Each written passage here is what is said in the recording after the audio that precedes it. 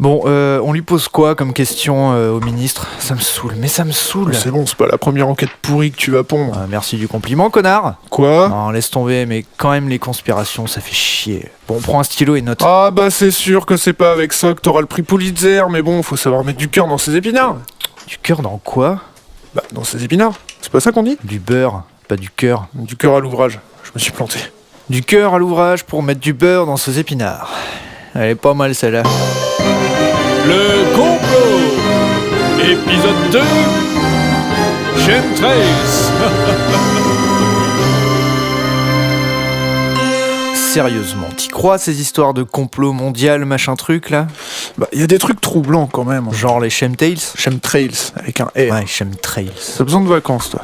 Ouais bah les chemtrails par exemple c'est super troublant. Troublant comment? Bah je sais pas, imagine que les traînées des avions dans le ciel ce soit de l'épandage de produits chimiques. Ça foutrait les glandes. Ouais, c'est un peu capillotracté ton truc. Bah hein. n'empêche que c'est super bizarre. Bah, disons que j'imagine pas bien comment c'est possible, mais bon. C'est vrai que toutes les fois où j'ai pris l'avion, j'ai rien vu de suspect.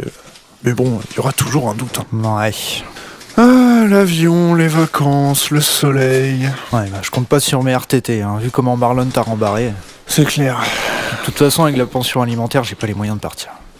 Bref, moi j'y crois pas à toutes ces conneries. Tu crois pas en les congés payés? Ça existe pourtant, hein, je te jure. Non, j'étais revenu sur les théories du complot. Donc demain, on a rendez-vous chez le ministre. Mais ce serait bien qu'on aille aussi faire un tour du côté des magasins Apple. Ouais, bah, on verra selon ce qu'il nous répond. Hein, parce que là, Marlon nous a eu un entretien avec monsieur le ministre de la Communication, c'est bien. Mais je me sens pas d'arriver au siège Apple juste avec nos deux gueules et nos cartes de presse. On attend, et selon ce que nous dit le ministre, on voit avec Marlon, le gentil rédacteur en chef qui nous file pas nos congés, s'il peut pas nous arranger un rencard avec le taulier. Mais du coup, cette conspiration particulièrement, le coup de contrôler nos pensées avec nos téléphones portables, t'y crois? Moi, personnellement, non, honnêtement, il n'y a pas de danger. Mais bon, pour le papier, on va partir du principe que tout est vrai. Hein. C'est pas un peu dangereux pour nos crédibilités, ça? Non, penses-tu? Non, et puis, avec une théorie aussi bidon que ça, vaut mieux partir du principe que c'est vrai, sinon on n'aura rien à écrire. Hein. Ouais, mais on va nous prendre pour des cons, Ça là. va, c'est pas comme si on l'avait inventé, le complot, non plus. Ouais, Ce serait marrant, ça, par contre. Genre, le complot des RTT. On vous donne des vacances pour que vous vous entassiez comme des cons dans les bouchons pour réchauffer la planète. Et on vous fait saliver toute l'année pour que ce soit votre seul échappatoire à votre vie de merde. Bah, en même temps, à part pour le réchauffement climatique, c'est pas faux. Hein. Ouais, j'avoue qu'on s'est un peu éloigné de l'esprit des congés Mais payés. donc tu crois en aucune théorie du complot? Bah ouais, en fait, aucune. Enfin, je pense. Bah, tu peux pas dire que tu crois en aucune théorie du complot, c'est pas toutes les mêmes. Bah, c'est souvent les juifs les coupables, par exemple. Et je pense pas qu'un peuple, une ethnie ou une religion, peu importe, puisse être responsable de tous les malheurs du monde. Non, mais ça, c'est les extrêmes, mais genre les Illuminati, par exemple. La société secrète, là?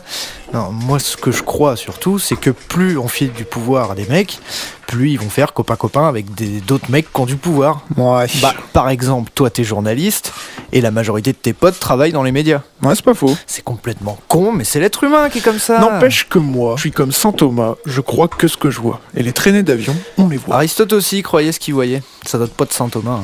C'est grâce à ça qu'il a dit ses plus grosses conneries, Aristote. Genre, Bah, genre, pour schématiser, Aristote observe qu'une plume tombe moins vite que du plomb. Il en déduit que plus un objet est lourd, plus il tombe vite. ouais, et alors?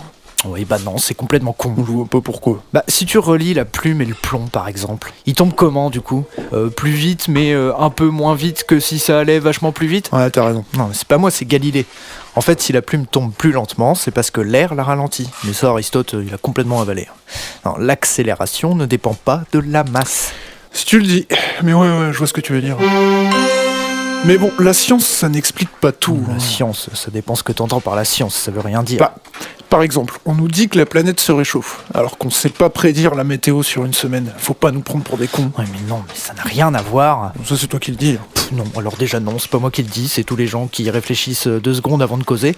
Non, il y a une différence entre prédire un événement localisé, genre la température sur Paris, et prédire une tendance générale, comme la température moyenne de toute une planète. Par exemple, là, tu commences à me les briser menus. Événement localisé.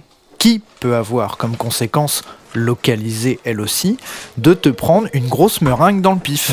Alors que la tendance globale, c'est que la plupart du temps, on s'entend bien tous les deux. Ouais, c'est sûr. Mais l'événement localisé, la meringue, peut avoir une influence positive ou négative sur la tendance globale. Genre, si je t'éclate la tête à grands coups de beigne jusqu'à ce que tu tombes dans les vapes, on sera plus trop copains après ça. Donc, influence négative. Mais la beigne que je m'apprête à te coller peut aussi faire que tu te rendes compte à quel point ton raisonnement est débile et donc avoir une influence positive sur nos rapports amicaux. Ouais, je vois le fil des causes et des conséquences. Quoi. Exactement. Par exemple, t'as besoin de vacances, donc tu vas prendre des vacances et réfléchir à tout ça, la baigne, la météo, à tête reposée. Non, là tu te plantes encore, parce que c'est pas parce que j'ai besoin de prendre des vacances que je peux prendre des vacances. Tu marches à l'envers. Ouais, ça change rien au fait que t'es sur les rotules et que tu vas finir par nous faire un AVC si tu continues comme ça. Ouais, voilà, constat. Je dois prendre des vacances. Conclusion possible. Je vais prendre des vacances, ou bien je vais faire un AVC, ou je peux me pendre aussi, on sait pas. Ouais, à ce compte-là, tu peux aussi te faire shooter par une bagnole en sortant du bureau, et là c'est aucun des deux. Ouais, variable aléatoire.